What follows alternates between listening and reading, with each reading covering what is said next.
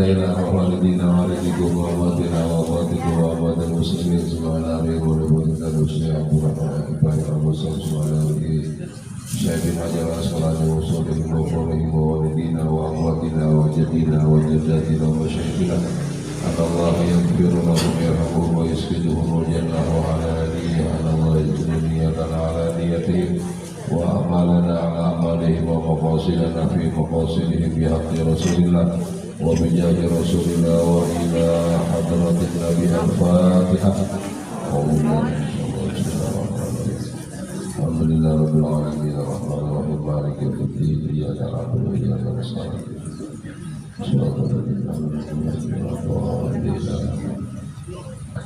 Bismillahirrahmanirrahim. Alhamdulillah alladzi bi dzikrihi tatma'innul qulub wa bi rahmatihi tughfarul dzunub. Wassalatu wassalamu ala nabiyyina wa imamina wa hujjatina wa maulana Muhammad al-Fatihi lima ughliqa wal khatimi lima sabaqa nasiril haqqi bil haqq wal hadi ila siratikal mustaqim wa ala alihi wa sahbihi haqqa qadrihi wa miqdarihi al-'azim.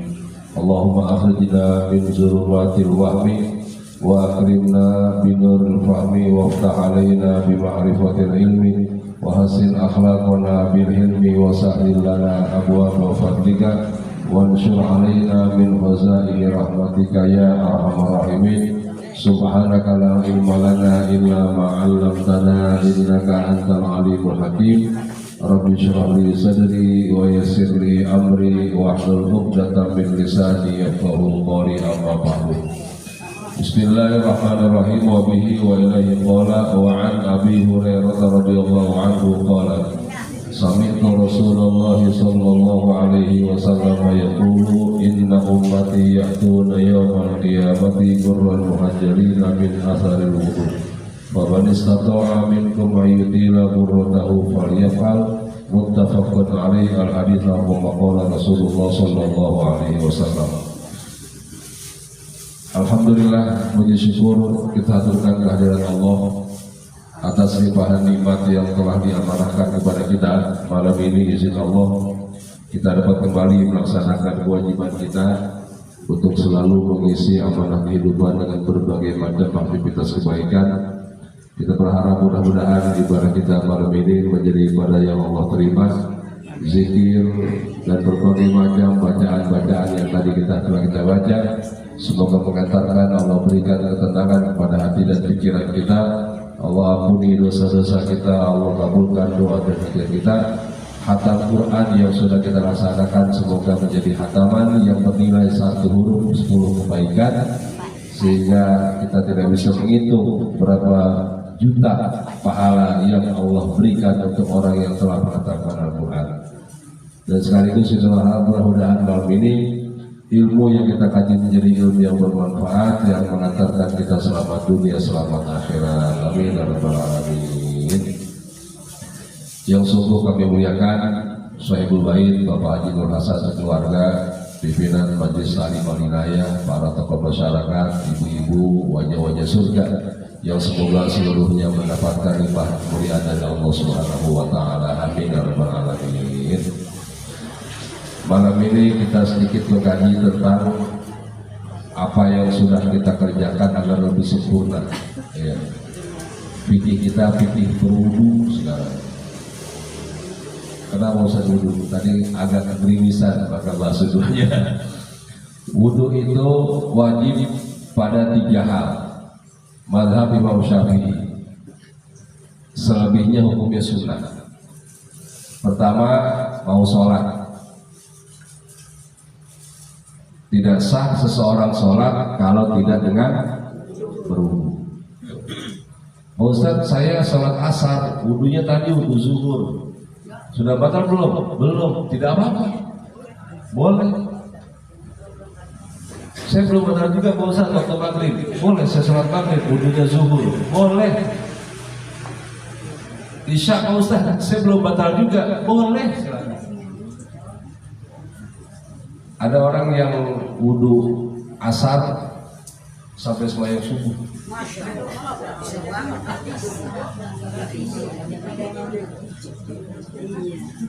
wudunya asar sampai sampai subuh. Kok bisa bosan? Itu para ulama yang malamnya qiyamul lail yang sampai 300 rakaat. Itu kan katakanlah kayak kita sholat tarawih gitu kan. Selesai jam 9 sholat tarawih terus begitu nikmatnya sampai dia tidak merasakan waktu begitu cepat. Tahu-tahu sudah assalatu wassalamu alaihi, sudah tahrim di masjid.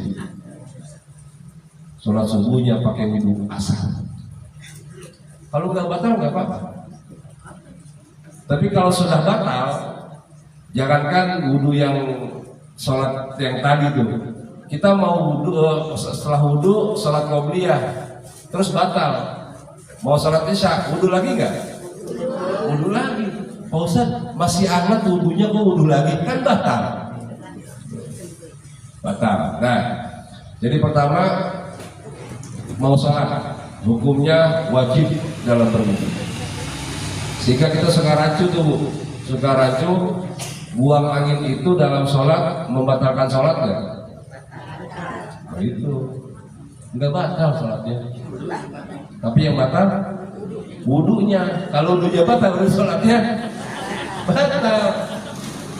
Sholatnya nggak batal, tapi wudunya yang batal. Nah, karena sholat tidak sah tanpa wudu, maka sholatnya juga ikut. Kesian nasib sholat gara-gara buang angin jadi batal. Itu nasib sholat. Ya, jadi mau sholat. Yang kedua, mazhab Syafi'i mengatakan orang yang mau menyentuh mushaf wajib wudu, mushaf Al-Quran. Nggak wudu dosa dia. Sebab itu kalamullah. Yang 30 juz, ya lengkap 30 juz. Yang tidak ada terjemahannya namanya mushaf. Ya, bukan Al-Quran itu mushaf. Kumpulan lampiran-lampiran, lembaran-lembaran, namanya suhuf atau mushaf. Jadi kumpulan lembaran-lembaran. Bukan itu enggak? 30 juz ada berapa lembar? Ya tergantung, tapi tiap besar ternyatakannya. Katakanlah 500 lembar. Itu kumpulan-kumpulan lembar namanya mushaf. Yang 30 juz isinya tidak ada terjemahannya, maka kita yang menyentuhnya wajib dengan berwudu. Yang tidak berwudu dosa. Mazhab Imam Asy-Syafi'i. Pak Ustadz, saya punya Yasin yang ada gambar cover boynya tuh. Almarhumahnya souvenir tahlilan, souvenir 40 hari. Itu gimana Pak Ustadz? Itu mushaf bukan? Itu bukan mushaf. Ya. Itu surat Al-Quran, surat Yasin yang apabila kita menyentuhnya tidak perlu menggunakan wudu. Tetapi andaikan berwudu lebih afdol. Sungguh pun dia bukan mushaf, tapi tolong muliakan. Waktu yang dimuliakan jangan taruh di lantai, sebab dia ada kalamullahnya, ada kalam Allahnya, taruh di paha ibu atau di tas ibu. Gitu. Nah, yang ketiga harus berwudu waktu tawaf. Mau tawaf 7 putaran tawaf. Sebab apa tawaf itu harus wudu? Sebab tawaf kan pengganti sholat.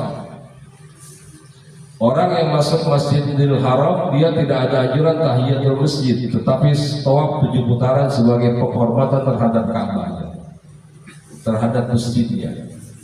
Jadi bukan tahiyatul masjid, tahiyatul Ka'bah. Sebab Ka'bah lebih mulia. Semua masjid menghadap ke Ka'bah. Masjidil Haram ada Ka'bahnya. Proses masjid itu juga ada Ka'bahnya, tapi cuma granitnya aja ada Ka'bahnya gitu. Atau di sejarah kita ada Ka'bahnya. Maka sholat waktu kita menghadap kiblat, kalau di sejarah kita ada Ka'bahnya, kita menghadap ke situ, melihatnya ke bawah, ke bawah. Kata ulama, seluruh orang yang sholat waktu dia berdiri, sujud, ruku dan seterusnya harus melihat ke bawah, afdolnya ke bawah. Jangan tengok-tengok. Melihat cicak lagi acara. Jangan. Main kejar-kejaran.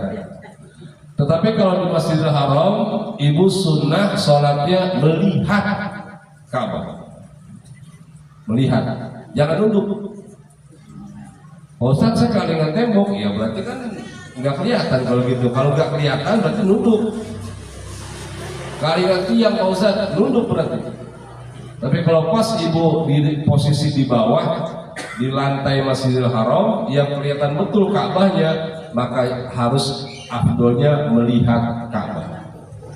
Jangan melihat tempat sujud kita. Mudah-mudahan kita bisa melihat Ka'bah langsung dalam sholat kita di tanah suci Makkah Al-Mukarramah. Amin ya rabbal. Nah, jadi cuma tiga aja itu.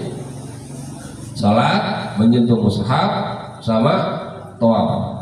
Selebihnya hukum wudu sunnah, tidak wajib. Kalau tidak wajib, wudu boleh, tidak wudu boleh, tidak apa-apa. Nah, ini akan kita bahas. Kemarin subuh saya bahas di kaum bapak. Kita pertajam lagi tentang pentingnya kita bisa menjadi umat Nabi yang punya ciri khas di padang mahsyar. Umat Nabi itu ada dua ciri khasnya. Kita tidak bisa, bukan tidak bisa, saya merasa agak susah punya ciri khas khusus bangkit di padang mahsyar dengan berbusana. Itu agak berat. Siapa dia? Pejuang yang membela agama Allah. Kita melawan musuh Allah di medan perang, kita meninggal dunia. Itu nanti dia punya ciri khas. Apa ciri khasnya? Bangkit di padang mahsyar masih menggunakan baju. Semuanya telanjang kecuali mereka. Kalau ini agak berat, ya. Ya kita kan berharap negara kita kan aman, ya, nggak ada yang mengganggu. Ibu mau meninggal di medan perang? Jadi dikirim bawa uji jenazah ke Israel, Palestina. Nah, agak susah, agak sulit untuk mendapatkan ciri khusus umat Nabi di padang mahsyar bangkitnya menggunakan busana. Agak susah. Kalau toh kesempatan perang itu ada, butuh keberanian untuk perang. Butuh keberanian. Nah, maka kita ambil ciri khas yang kedua. Yang ini insya Allah mudah. Insya Allah mudah. Apa itu? Wudu. Berwudu. Itu ciri khusus umat Nabi kelak di padang mahsyar. Nah, kita baca hadisnya. Wa an Abi Hurairah radhiyallahu anhu qala, dari sahabat Abu Hurairah radhiyallahu anhu beliau berkata, sami'tu Rasulullah sallallahu alaihi wasallam yaqulu, aku mendengar Nabi Muhammad bersabda. Langsung aku mendengar, bukan kata orang, bukan kata siapa-siapa, aku mendengar langsung. Kata Abu Hurairah. Apa isi sabdanya? Inna ummati, sesungguhnya umatku, umat Nabi, yaumal qiyamati, yaktuna, mereka akan datang, yaumal qiyamati, di hari kiamat. Kalau umat Nabi datang di hari kiamat, artinya umat Nabi tapi keadaannya kiamat, berarti kita umat Nabi. Kalau masih hidup, Nabi bicara di dunia, berarti bukan hanya kita yang disebut umat Nabi. Ibu maaf, non muslim itu umat Nabi. Setiap jin dan manusia yang terlahir setelah Nabi Muhammad diutus, dia umat Nabi. Umat Yahudi, umat Nabi bukan? Hah? Umat Nabi. Yang beragama Nasrani, umat Nabi bukan? Umat Nabi. Seluruh jin dan manusia yang terlahir setelah Nabi Muhammad diutus namanya umat Nabi. Namanya ummatud dakwah, umat yang wajib disampaikan dakwah kepada mereka. Dakwah apa? Mengajak mereka beriman kepada Allah Ta'ala. Ibu punya tetangga non muslim, itu umat Nabi. Jangan ibu bilang, dia bukan umat Nabi. Kenapa? Agamanya non Muslim. Bukan umat Nabi dia. Namanya umatud dakwah, umat yang wajib ibu sampaikan dakwah kepada dia. Maka kita tidak boleh sembarangan kepada mereka. Meskipun dia non Muslim, wajib kita jaga kemanusiaannya. Wajib kita jaga hubungan baik kepada mereka. Andaikan dia sakit, ibu jenguk ke rumahnya, berpahala. Ibu ada kelebihan dapat nasi kuning dua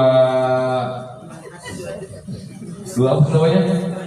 2 dus. Orang rumah sudah pada makan semua, ibu ketuk pintunya. Selamat malam, permisi. Keluar tetangga itu non Muslim. Bu Haji, ada apa? Ini ada hadiah buat ibu. Apa Bu Haji? Berkat nasi kuning. Berkat itu apa ya? Apa ya? Berkat ini bingung nggak? Besek itu apa ya? Souvenir pengajian. Di berapa? Oh, souvenir pengajian. Oh, di Muslim ada souvenir pengajian ya, ada. Mudah-mudahan dengan makan nasi kuning ini Allah berikan hidayah pada ibu. Begitu. Ibu jadi sehat. Boleh. Dia wafat, dia meninggal dunia, boleh takziah, boleh. Takziah ke rumahnya. Sampaikan ucapan duka cita kepada keluarganya. Saya turut berduka cita, ibu kamu orang baik, ibu kamu selalu senyum ketemu saya. Ibu kamu nggak pernah pinjam duit sama saya, dia orang baik. Itu bukan kemanusiaan. Jangan baca Yasin. Pak Ustadz, dia non Muslim, saya biasa takziah baca Yasin. Saya baca Yasin Pak Ustadz. Nggak boleh. Mendoakan aja nggak boleh. Mendoakan semoga Allah menjadikan almarhum husnul khotimah, nggak boleh. Semoga diterima ibadahnya. Jadi nggak boleh mendoakan. Sampaikan salam duka kita kepada keluarganya. Keluarganya aja. Yang pernah saya bahas, takziah itu buat siapa? Buat keluarganya. Malah ajaran Nabi itu takziah sampai 3 hari. Kalau sudah dimakamkan sudah nggak usah takziah. Boleh sampai 3 hari. Ibu gak sempat takziah hari pertama, hari kedua. Kalau hari kedua yang ditemui siapa? Keluarga.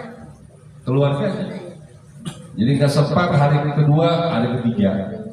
Itu masih ada kesunahan kan? Non Muslim umat Nabi, meskipun mereka tidak beragama Islam, tetapi Nabi sangat sedih kalau ada manusia yang wafat dalam keadaan tidak beriman. Sedih betul, sedih banget.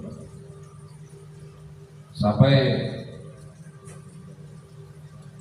beliau itu kalau ada jenazah yang lewat kan beliau minta tangannya kalau berdiri. Ya Rasul, itu orang Yahudi, bukankah dia manusia? Yang saya sedih dia wafat belum beriman kepada Allah Ta'ala. Jadi maaf bahasa kita nih orang Islam, orang yang mengusung jenazah non muslim diusung jenazahnya versi kita, dia diusung diantarkan menuju neraka versi kita. Meskipun mereka bilang dia akan pulang ke rumah siapa? Ke rumah bapak. Dia akan pulang ke bapak di surga. Padahal bapaknya itu di Citayam. Nah, itu versi kita. Nabi sangat sedih kalau ada umatnya yang wafat dalam keadaan belum beriman. Umatud dakwah. Bagaimana Nabi nggak sedih? Beliau kan diutus untuk menyelamatkan manusia. Dia tidak mau selamat. Nabi itu kan maaf dalam agama Islam, kalau boleh meminjam istilah lain, juru selamatnya Nabi. Beliaulah yang mendapat petunjuk untuk menyelamatkan manusia. Maka andaikan ada orang yang tidak selamat, tidak mau diajak selamat, sedih betul beliau, beban buat beliau. Sangat ingin agar umatnya seluruhnya selamat. Kemarin saya sampaikan kisah itu tuh di Al-Ittihad, Ra'isul Munafikin Abdullah bin Ubay bin Salul, tokoh munafik, orang munafik, Ra'isul Munafikin, pemimpinnya orang munafik. Orang munafik itu kalau sedang kumpul dengan orang Islam, dia lebih soleh dari ini, lebih soleh. dari sahabat yang lain. Soleh. Tapi kalau sudah di luar perkumpulan orang Islam, dia lebih kejam, lebih bengis, lebih sadis daripada orang kafir. Namanya Abdullah bin Ubay bin Salul, Ra'isul Munafiqin, orang Madinah asli, beriman kepada Nabi, tapi di depan Nabi lebih soleh dari sahabat yang lain. Di belakang Nabi lebih bengis dari Abu Jahal, Abu Lahab. Nabi jalan dari Mekah ke Madinah, sehingga di Masjid Kuba 2-3 hari bikin masjid kan dengan pelepah kurma. Mau saya kok cepat bikin masjidnya? Ya pelepah kurma cuma ditancapkan aja. Gimana nggak cepat? Di Madinah sudah di-share, diviralkan. Warga Madinah dihasut. Apa kata Abdullah bin Ubay? Wahai warga Madinah, penduduk pribumi Madinah, kita akan kedatangan tamu dari Mekah. Pemimpinnya Muhammad namanya. Dia sindir bahasanya Pak. Samin kalbak yakulak. Silakan kalian bikin gemuk, bikin gemuk anjing. Jadi berarti dia akan memangsa. Begitu dia datang, kasih dia makan, kasih dia rumah, kasih dia kambing, kasih dia pangkat dan jabatan, kasih dia kekuasaan. Kalau sudah berkuasa di Madinah, kalian akan jadi budak. Ada pengalaman beliau itu sudah dengan dari Abdullah bin cepat proses pembangunan masjid. Beliau silakan Nabi anjing. Tolong diselamatkan. Dia sudah beriman. Pak pembangunan masjid. Tapi dia apa namanya? Barangkali karena dia awalnya orang itu harus dia takut kehilangan Islamnya dia lihat. Kemarin banyak jadi saingan politik banyak kondisi ternyata tinggal segini. Nanti Pak Mordi akan turun kalau ada Nabi Muhammad datang. Ya, saya mohon izin Pak Hasan buat Nabi dengar apa kata Nabi, semoga Allah berikan dia hidayah. Ada sebagian difitnah, dihasut, didoakan. Jadi untuk ibu kalau di dalam begitu kira-kira pondok pesantren ibu doain, ibu sudah bikin kegiatan di sana. Dan saya sudah memberikan kepada Ibu Hasan. Sumpah. Mudah-mudahan nanti sebelum puasa kita bisa. Yang kedua, lansia. Yang kedua itu waktu mau perang Uhud. Belum mau usah. Perang Uhud. Mudah-mudahan ada pesantren lansia yang akan kita gagas. Kita tahu dia bakal 2 hari itu kan satu hari. Dulu itu kan waktu dari sekolah dulu. Kita kalau gambar dulu gitu kan. Kegiatan keagamaan, olahraga, ya biasalah. Kegiatan sebabnya satu selenggarakan di puncak di villa.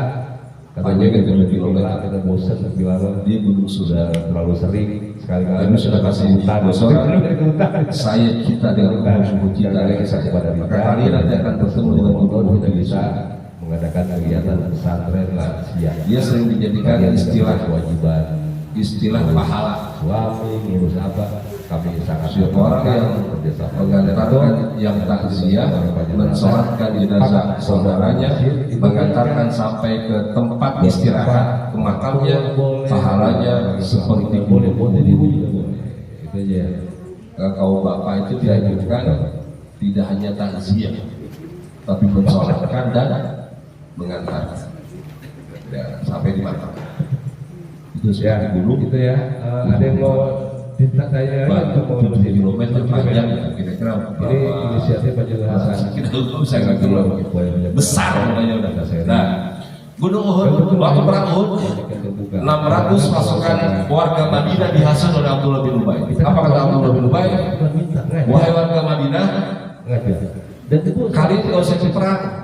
Bukan masih saya. Muhammad bikin data prajurit perang. Kalian bisa daftar. Itu tebok tabungan. Kenapa bisa daftar? Sebab nanti kalau kalian perang, kalian akan mati. Kalau kalian mati, istri kalian akan dinikahi oleh pendukung Muhammad. Karena buat pesantren, janda kalian dinikahi, harta kalian diambil. Maka bisa ikut perang. Itu orang yang gimana lo Pak? Belok. 600 orang nggak jadi ikut perang. Gara-gara hasutan orang berikan Allah hidayah. Yang ketiga, waktu dia sakit, anaknya yang soleh minta air ke Nabi. Dan Nabi ayah saya sakit terus, tolong dikuatkan mereka. Amin. Subhanakallahumma wa bihamdika sampai di rumah. Dia tanya, kamu dari mana? Dari rumah Nabi. Al-Fatihah. Ngapain di rumah Nabi? minta air buat kesembuhan bapak. Bapak dihilangkan dulu ya. Air pipis ya bawa sini, ayah itu.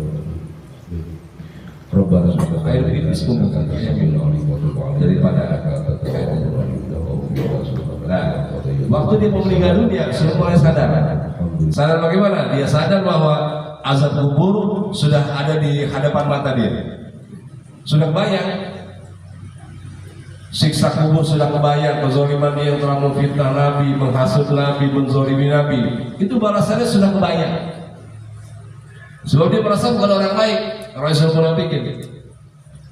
Dia berbisik kepada anaknya, kamu ke rumah Nabi sana. Untuk apa Pak?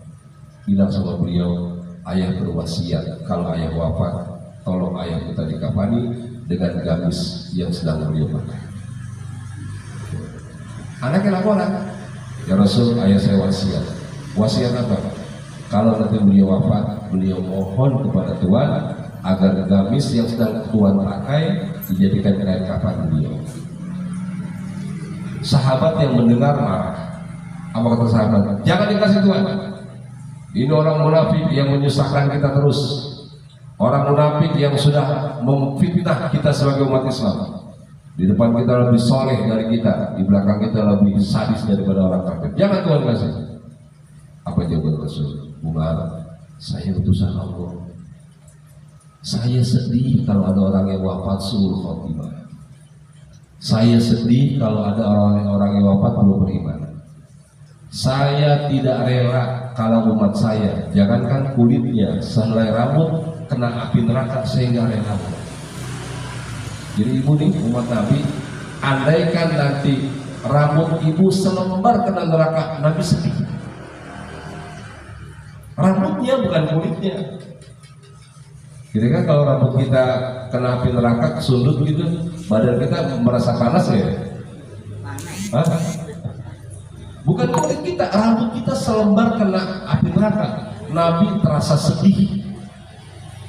Umar, saya sedih kalau ada umat saya yang jangankan kulitnya, rambutnya kena neraka, saya sedih. Terus gimana Tuhan? Cuma gamis apa artinya akan saya berikan. Diberikan sama Nabi. Bahwa beliau sangat ingin umatnya selamat dunia akhirat. Karena itulah umat Nabi di dunia, seluruh manusia, seluruh jin dan manusia yang terlahir setelah beliau diutus, maka berhubungan baiklah kepada non muslim yang namanya kafir zimmi, kafir yang bisa hidup damai dengan kita umat Islam. Ya kayak di rumah hijau lah, nggak pernah dia mengganggu kita, nggak pernah kan? Dia orang baik-baik semua, jaga hubungannya, jaga hubungan baik pada non muslim. Nah, hadis ini bercerita tentang ummatul ijabah, umat Nabi yang mengijabah dakwah Nabi. Tadi kan ummatul dakwah namanya non muslim. Sekarang ummatul ijabah, umat Nabi yang telah mengabulkan dakwah Nabi. Siapa mereka? Kita yang sudah beriman, sudah beramal soleh, sudah bersolawat, sudah ngaji, sudah mengisi hidup dengan kebaikan. Maka Nabi katakan, nanti kalian akan bangkit di padang mahsyar dengan wajah yang bercahaya. Amin ya Rabbal. Itu cirinya. Barangkali maaf kita nggak berbusana karena kita bukan pejuang, tapi ada cahaya yang memancar dari bekas wudhu kita. Kita kaji hadisnya. Kenapa bercahaya? Pertama, nih mayufadu minal hadith, fadilatul wudu'i wa annahu sababun qawiyyun li husuli sa'adatul abadiyah. Keutamaan berwudu, dia akan menjadi sesuatu yang menghasilkan kebahagiaan yang abadi. Orang yang berwudu di dunia, dia akan mendapatkan kebahagiaan yang abadi di surga. Cuma karena wudu aja. Wudu dia akan bahagia. Tapi ingat, ada orang yang berpuasa tapi nggak dapat pahala puasa ya. Puasa tapi nggak dapat pahala puasa. Puasanya sah, tapi nggak dapat pahala. Kenapa? Sebab dia batalkan puasanya, pahala puasanya dengan ghibah, dengan berdusta. Sah puasanya tapi nggak dapat pahala. Yang Nabi bilang, kam min shaimin laisa lahu min siyamihi illal yu'i wal aqs. Berapa banyak umatku yang puasa tapi nggak dapat pahala apa-apa, cuma merasakan lapar dan dahaga saja. Nah, ini juga sama ibu. Ada orang yang sudah berwudu, sah wudunya, tapi tidak mendapat cahaya di hari kiamat. Kemana Pak Ustaz cahayanya? Kita hilangkan. Kita yang memadamkan cahaya itu. Dengan apa cahaya wudu bisa hilang? Dengan membatalkan sesuatu yang menjadi intisari dari berwudu kita. Contoh, berkumur. Kita berkumur, sudah suci mulut kita kotori lagi dengan kalimat-kalimat yang tidak bagus. Dusta.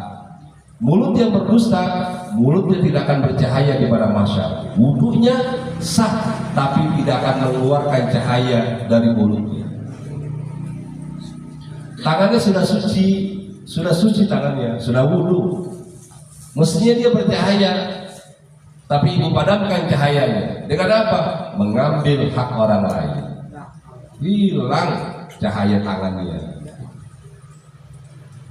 Ibu sudah bersihkan kaki dengan berwudu, suci kakinya, sah wudunya, tapi ibu batalkan cahayanya sebab melangkah ke tempat maksiat. Nauzubillah. Ibu padamkan cahayanya. Jadi semua yang sudah kita lakukan dalam berwudu akan hilang cahayanya karena kita padamkan sendiri. Mata kita nggak bercahaya sebab mata kita melihat maksiat. Telinga nggak bercahaya sebab telinga kita mendengarkan perkara yang diharapkan oleh agama. Organ tubuh yang dibasuh dalam berwudu tidak mengantarkan cahaya sebab kesuciannya hanya lahiriah semata, bukan batiniahnya yang dijaga.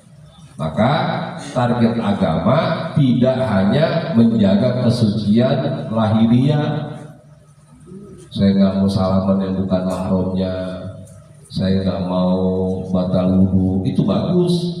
Tapi menjaga kesucian batiniah untuk tidak maksiat jauh lebih penting daripada menjaga kesucian lahiriah. Jauh penting. Dan kita kita tuh nggak susah berwudu, nggak susah. Ini Islam memberikan satu kemudahan buat semua orang agar bisa. Kalau ke surga itu gara-gara infak dan sedekah, kesian yang miskin. Kalau ke surga itu gara-gara sholat berjamaah, kesian yang nggak bisa berjamaah. Kalau ke surga itu dengan jihad fisabilillah, orang nggak semuanya bisa berjihad. Tapi Rasul berikan ciri khusus yang umum, yang semua orang insya Allah bisa. Apa itu? Wudu, semua orang bisa. Ya kan? Ada kan yang ke surga hanya yang bercahaya hanya umat Nabi yang sudah haji. Yang nggak haji nggak bercahaya. Kita yang belum haji, ya Allah saya nggak bercahaya dong. Berarti kan diskriminasi. Sementara kalau berwudu semuanya bisa.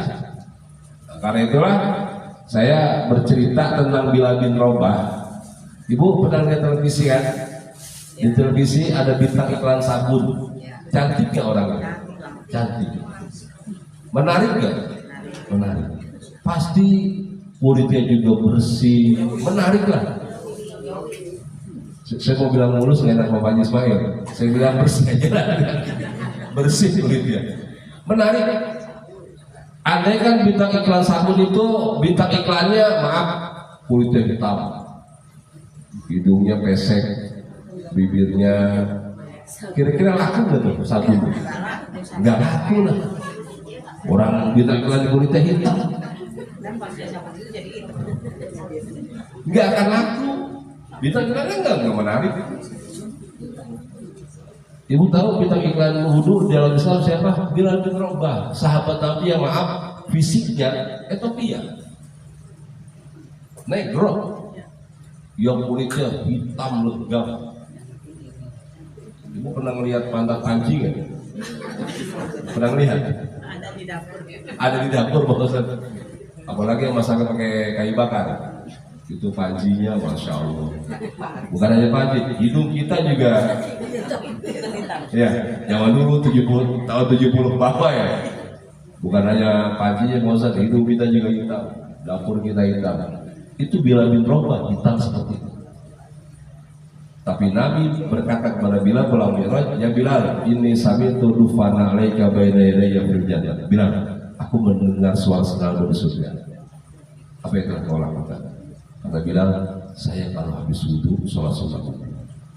Oh, itu yang bikin Allah muliain kamu dan senandung besar surga. Habis wudhu sholat sunat wudhu. Itu kan bintang iklan wudhu Bilal dan Rabah. Dia bisa menjaga kesuciannya dalam berbagai keadaan. Mau dalam sholat, mau di luar sholat, mau saat dia berdagang, saat dia bekerja, saat dia ngapain aja, wudunya terjaga. Bahkan saat tidur dia berwudu. Ustaz, saya masih punya pasangan, kan menyentuh pasangan batal nggak wudu? Madzhab Syafi'i bilang batal. Ibu tidur satu ranjang dengan suami, nyentuh suami batal wudunya. Kecuali yang disentuh bukan kulitnya, kukunya disentuh nggak batal, rambutnya disentuh rambut nggak batal, giginya disentuh nggak batal. Barangkali giginya panjang gitu. Tapi selebihnya batal. Atau yang disentuh bajunya ada satirnya nggak batal. Tapi kalau kulit ketemu kulit batal. Gimana Ustaz? Saya pengen jaga wudhu. Saya sudah ikhtiar dari mulai bangun tidur saya berwudhu. Batal wudhu lagi saya. Batal lagi wudhu lagi. Pas mau tidur Pak Ustaz, saya sudah berwudhu, suami saya samping saya. Saya batal dong wudhu. Kalau ibu istiqomah mau tidurnya ingin supaya nggak batal wudhu, maka wudhunya menggunakan cara Imam Malik bin Anas, yang nanti batalin wudhunya menyentuh pasangan tidak batal wudhunya selama tidak ada setrumnya. Tahu strum? Nggak perlu saya jelaskan kan? Nanti Pak Jenny yang biasa usah strum lah. Selama tidak ada strumnya nggak batal. Tapi kalau ada strumnya batal. Oh Ustaz, kita udah pada sowak kakinya kan? Nah, bagaimana cara wudhunya agar tidak batal menyentuh pasangan? Ini saya sarankan waktu mau tidur aja. Kalau kita kan madzhab Syafi'i, ya kita pakai madzhab Syafi'i. Kalau mau tidur susah menghindarinya, maka pakai Imam Malik cara wudhunya. Rukun wudhu ada 6 madzhab Syafi'i. Madzhab Imam Malik bin Anas ada 7. Yuk kita lihat Imam Syafi'i dulu, kita sudah hafal. Rukun wudhu pertama niat. Yang kedua membasuh wajah. Yang ketiga membasuh kedua sampai sikut. Yang ketiga mengusap sebagian kepala. Yang kelima membasuh kaki sampai mata kaki. Yang keenam tertib. Itu kan sunnah. Rukunnya, ya rukunnya ada 6 cuma. Selebihnya sunnah. Ibu kumur sunnah, istinsyak menghirupkan hidung sunnah, telinga sunnah, 3 kali sunnah, mendahulukan yang kanan sunnah, berdoa setelah berwudu sunnah. Rukunnya cuma ada 6. Saya yakin ibu sudah hafal betul. Apa lebih dari itu proses saya wudhunya luar biasa. Sampai saya wudhunya sebelum wudhu saya cuci tangan dulu, terus saya baca Bismillah dulu dalam hati. Kalau baca di dalam hati, wudhunya di kamar mandi. Kalau di masjid yang di tempat wudhu khusus buat kamar mandi, boleh kita baca Bismillahnya, kita di lisan boleh. Tapi kalau di kamar mandi, di hati aja. Nggak boleh baca di kamar mandi Bismillah. Bismillah ayat Quran bukan? Ayat Al-Quran. Al-Fatihah surah pertamanya, ayat pertamanya apa? Bismillah. Terus di kisah Nabi Sulaiman ada yang mengirim surat kepada Ratu Bilqis, innahu min Sulaiman wa innahu bismillahirrahmanirrahim alla ta'lu alayya wa atubu muslimin. Ada bismillahnya.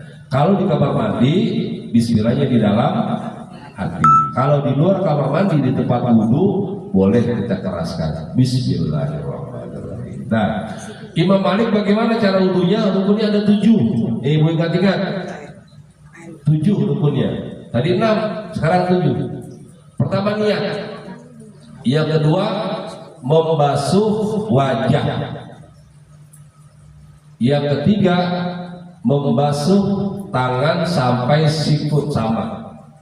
Yang keempat mengusap seluruh kepala. Bukan sebagian, tapi seluruh.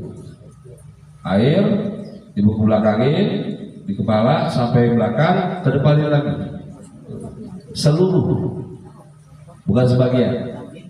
Kalau Imam Syafi'i tadi sebagian kepala, cukup 3 helai rambut basah sudah sah. Tapi kalau Imam Malik mengusap seluruh kepala. Yang kelima membasuh kaki sampai mata kaki. Yang keenam tertib. Yang ketujuh menggosok-gosok anggota wudhu. Artinya wudhunya nggak boleh hanya dialirin air, digosok-gosok harusnya. Wajahnya digosok-gosok, kakinya digosok-gosok. Adal tuh namanya, menggosok-gosok waktu berwudhu. Kalau begitu cara wudhu ibu, pakai cara Imam Malik bin Anas, yang kepalanya seluruhnya basah. Ya waktu ibu wudhu digosok-gosok tangannya, digosok-gosok wajahnya, digosok-gosok telinganya, kakinya, semuanya waktu ibu wudhu digosok-gosok. Berarti cara batalinnya nanti pakai madzhab Imam Malik juga. Menyentuh pasangan tidak batal wudhu selama tidak ada aliran listriknya. Selama tidak ada listriknya. Tapi kalau ada listriknya berarti batal wudhunya. Nah, sampai begitu tuh, dijaga meskipun dalam keadaan tidur. Kalau Ustaz akan tidur batal wudhu, sudah di luar kemampuan kita, sudah tidur. Kan kita kan ceritanya sebelum tidur, berwudhu dulu. Saya sangat berharap dan bagian dari doa kita semua, mudah-mudahan wafat kita dalam keadaan berwudhu. Punya wudhu maksudnya. Ya, karena orang yang sakit dan dirawat itu kalau bisa jaga wudhu. Bosan gimana wudhu kita kan diinfus. Susah nggak? Susah. Nggak bisa bangun. Susah bosan sholat aja kita tayamum. Ya tayamum itu berarti wudhu berarti. Jadi kalau sudah selesai sholat zuhur dengan tayamum, langsung tayamum lagi. Kan tayamum kan batal untuk satu sholat fardu. Ya, sekali lagi, tayamum itu hanya untuk satu kali untuk sholat fardu, sholat wajib. Ibu sholat zuhur pakai tayamum, habis sholat zuhur batal tayamum ibu, batal. Cuma buat berlaku satu sholat fardu. Tapi kalau sholat sunnah nggak batal tayamumnya. Ibu sholat tarawih pakai tayamum. 8 rakaat 4 kali salam. Berapa kali tayamumnya? 1 kali. Setelah sholat tarawih, sholat witir tahajud lagi terus, nggak apa-apa. Untuk sholat sunnah tayamum cukup 1 kali, tidak batal tayamumnya. Tapi untuk sholat wajib cuma 1 kali tayamum, berlaku 1 kali sholat wajib. Ingat-ingat. Nah, ya jadi mudah-mudahan kita yang sudah sepuh, yang sudah istiqomah dalam kebaikan, tinggal kita menjaga wudhunya saja. Insya Allah bukan perkara yang susah ya. Air kita berlimpah, nggak pakai nyari, datang sendiri airnya. Jadi kita berusaha keras buat menjaga wudhunya, mudah-mudahan sampai wafat dalam keadaan berwudhu. Amin ya robbal. Nah, famanis tato amin kumayutira durrotahu falyafal, kata Nabi, siapa orang dari umatku yang ingin memperpanjang cahayanya, memperlama durasi cahayanya, makin terang cahayanya, maka kerjakan wudhu. Kalau bisa jangan pas sholat saja. Ada orang yang wudhu 4:30 sholat subuh, 5:30 batal, udah nggak wudhu lagi. Kapan wudhu lagi? Jam 12 sholat subuh nanti. Setelah zuhur, setelah satu batal di wudhunya. Nanti wudhu lagi kapan? Mau asar. Jam 4 batal. Terus wudhu lagi, mau maghrib nanti. Jadi jangan buat sholat saja. Ibu wudhu setengah 5 mau sholat subuh. Jam 6 batal. Wudhu aja lagi. Wudhu lagi. Terus habis belanja sayur batal. Oh, mas masih kembalian yang nyentuh tangan saya Pak Ustaz, kan batal karena mas saya belum mandi gak ganteng tuh dengan sayurnya, batal wudhu saya. Pulang belanja wudhu lagi, selesai masak, maaf ibu pipis, wudhu lagi. Jadi belajarnya begini, kalau saya dulu diajarin begini, jangan pernah pipis kecuali setelah pipis kita wudhu. Jangan pernah ke kamar mandi kecuali keluarnya sudah dalam keadaan wudhu. Itu aja dulu belajar. Pipis 3 kali katakan, atau 2 kali, 3 kali lah katakan. Habis pipis istinja wudhu. Buang air besar istinja wudhu. Ke kamar mandi istinja wudhu. Jadi belajar begitu.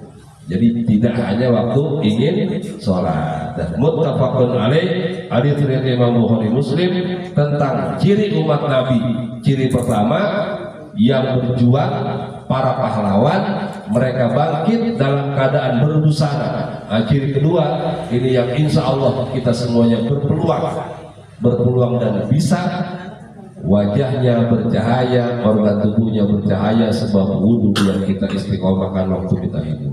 Mudah-mudahan kita Allah permudah untuk bisa menjaga wudhu sampai menutup mata kita. Silakan bila ada pertanyaan. Ibu ada yang mau bertanya, Bu?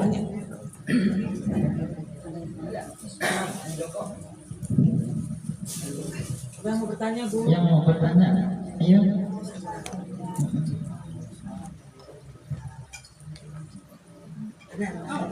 Oh, ada. Silakan.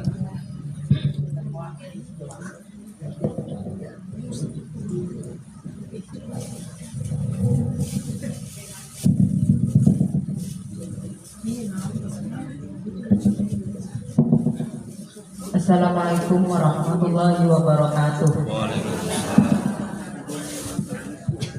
Pak Ustadz, tadi diterangkan bahwa tayamum untuk sholat wajib hanya 1 kali. Setelah kita sholat wajib, tapi kita mau melaksanakan sholat sunnah, apa kita harus tayamum lagi? Kalau sholat sunnah kan beberapa kali bisa dipakai, tapi kalau habis sholat wajibnya harus tayamum lagi. Yang kedua, kita sholat di masjid jadi makmum. Imam setelah membaca Al-Fatihah selesai kita amin. Wajib makmum membaca Al-Fatihah. Kalau seandainya kita nggak membaca Al-Fatihah itu batal nggak sholatnya? Terima kasih. Sah apa enggak? Terima kasih. Wassalamualaikum warahmatullahi wabarakatuh. Baik, yang pertama tentang tayamum. Tayamum itu batal setelah sholat wajib kita kerjakan. Kalau sudah batal sholat wajibnya, maka waktu kita mau sholat sunnah ya tayamum lagi, kan sudah batal tayamumnya. Itu sholat isya pakai tayamum. Setelah isya batal tayamum itu sudah. Mau ba'diyah isya wudhu lagi. Habis masa ininya ya? Masa apa ya? Masa aktifnya sudah habis.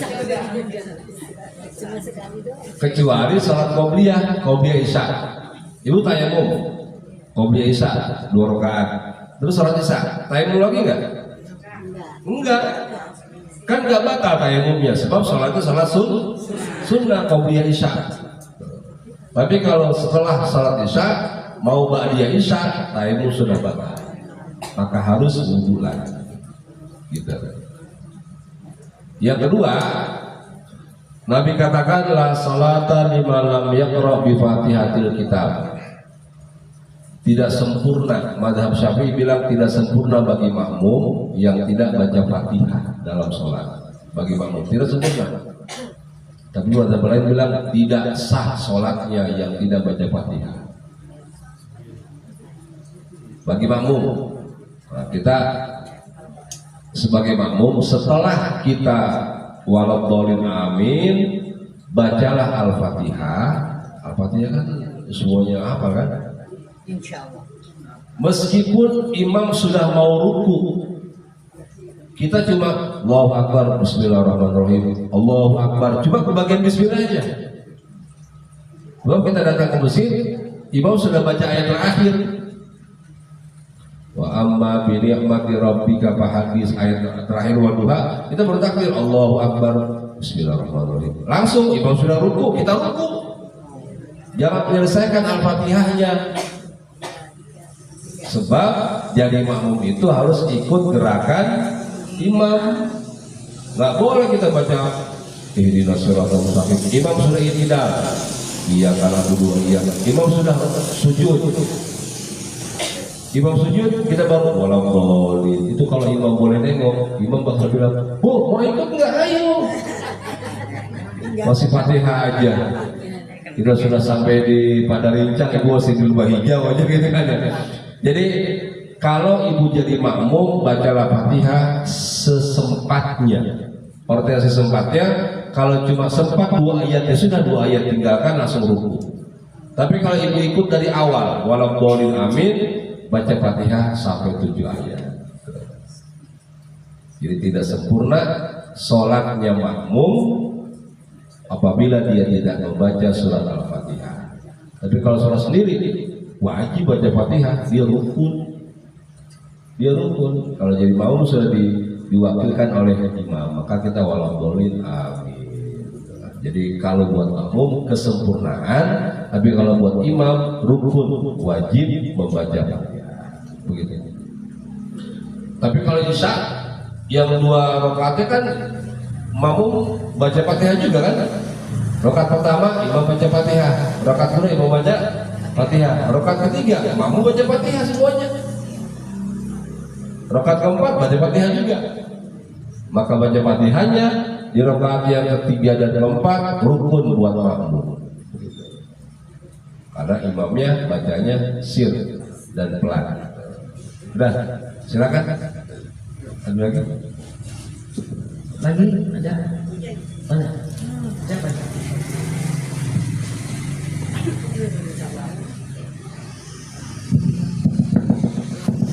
Maaf nih Pak Ustadz, saya orang baru. Udah ada yang nanya. Maaf ya, Assalamualaikum warahmatullahi wabarakatuh. Ini di luar tema ya Pak Ustadz. Kan setiap RT pasti ada ketua majelis taklim ya Pak Ustadz. Terus kita kan ngajakin, misalnya kan gurunya tuh udah ngajar, udah lama gitu, pengen naikin deh gitu maksudnya biar kitanya juga barokah gitu. Terus kita naikin tuh, tapi kadang ada yang ngasut-ngasut, jangan mau ngapain gitu, udah aja segitu kata gitu.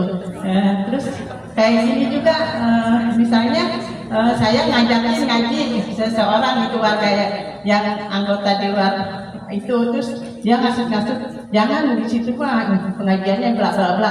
Terus ujian bahasa saya ya Ustaz. Terus saya mau tanya, itu ganjaran orang tersebut menghasut-hasut itu apa sih hukumannya gitu? Di akhirat itu di apa lidahnya di apa telinganya di apa gitu. Mohon deh penjelasannya Pak Ustaz. Assalamualaikum warahmatullahi wabarakatuh. Ya. Yang saya bahas bukan amplop ya, tapi hasutnya. Hasut itu akan membakar kebaikan kita. Ya. Setiap orang yang hasut, dia menghilangkan pahala yang dia punya. Sementara dosa orang yang ibu hasuti akan diberikan kepada kita yang menghasuti. Tuh. Makanya berat hasut itu dosanya. Kita menghasut sahabat kita, dosa dia diberikan ke kita, pahala kita diberikan ke dia. Berat gak? Berat.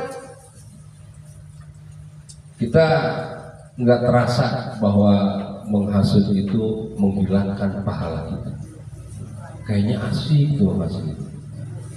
Maka jadilah orang yang berbaik sangka. Kalau mau datang silakan datang, nggak mau datang sudah jangan ngomong apa-apa. Ibu kok nggak ngaji di situ? Ah Ustaz begini, nggak usah terus gitu. Enggak, saya sedang ngaji dengan Ustaz saya pulang, gitu aja. Oh saya kalau puasa waktunya nemenin cucu atau apalah. Jadi cari alasannya yang buat kita, jangan karena ustaznya, ustazahnya. Saya nggak mau ustaznya bawel. Jangan di situ mah pengajiannya dikit duit. Ada yang suka begitu kan? Sudah, jangan kita berikan kesan yang negatif terhadap guru atau majelis taklimnya. Carilah alasan yang buat kita saja. Oh maaf saya kalau malam itu nggak bisa keluar atau beginilah. Alasannya kita aja lah. Jangan orang lain yang jadi alasan. Begitu ini. Jadi hasud itu membakar kebaikan seperti api yang melalap kayu bakar. Berat misalnya. Sudah cukup? Masih ada? Cukup belum? Belum. Silakan. Ada.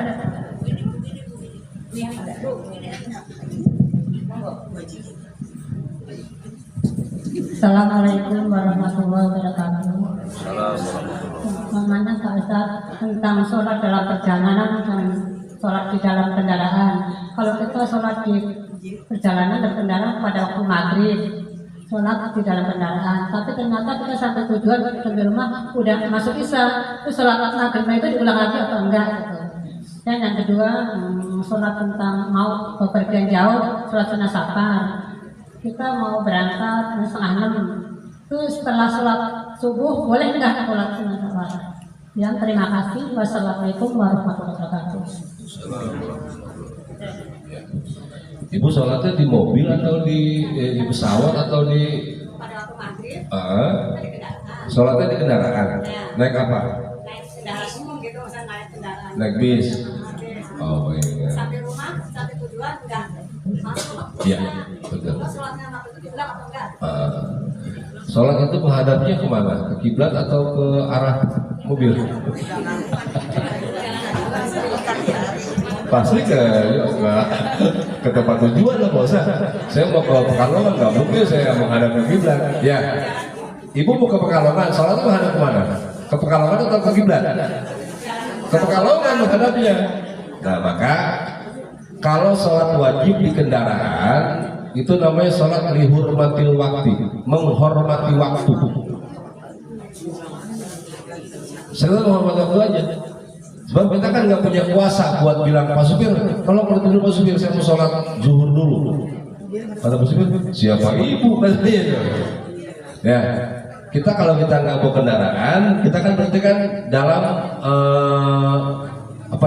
kekuasaan Pak Supir. Ya kita nggak bisa bilang ke Pak Supir, kalau nggak kita menang nggak akan bisa berhenti. Maka ibu sholatnya di kendaraan. Kalau sholat di kendaraan namanya sholat lihurmatil waktu, untuk menghormati waktu. Tetap 2 rakaat untuk zuhurnya kalau di jamak asar, jamak kosong, zuhur 2, asar 2. Di kendaraan sholatnya. Wow, akbar. Nanti setibanya di tempat tujuan, ibu ngulang i'adah. Usolli fardhu zuhri 4 rakaatin atau rakaataini i'adatan lillahi ta'ala. Jadi adaan ibu ganti dengan i'adatan. Sebab apa? Sebab tadi sholatnya menghadap ke Pekalongan, bukan menghadap kiblat. Nah, kecuali kita bawa kendaraan sendiri, berhenti di masjid, pasti kan menghadap kiblat kan? Sholatnya di masjid. Nah, terus Pak Ustaz sudah sampai di rumah, ternyata waktunya masih ada. Ya, ibu katakan dari Cirebon mau pulang ke sini ke Lembah Hijau. Kemudian sholat maghrib sama isyanya ibu jamak di Bekasi. Di Bekasi ibu sudah jamak maghrib 3, isyanya 2. Sampai di sini kan isya kan panjang waktunya kan? Waktu isya masih ada. Apa sholat lagi? Nggak usah. Kan sudah isya tadi di Bekasi. Meskipun jamak. Jadi kalau sudah sholat isya di Bekasi, masuk ke rumah kita sudah masih ada waktu isya, nggak perlu isya lagi. Gitu Ibu, ya.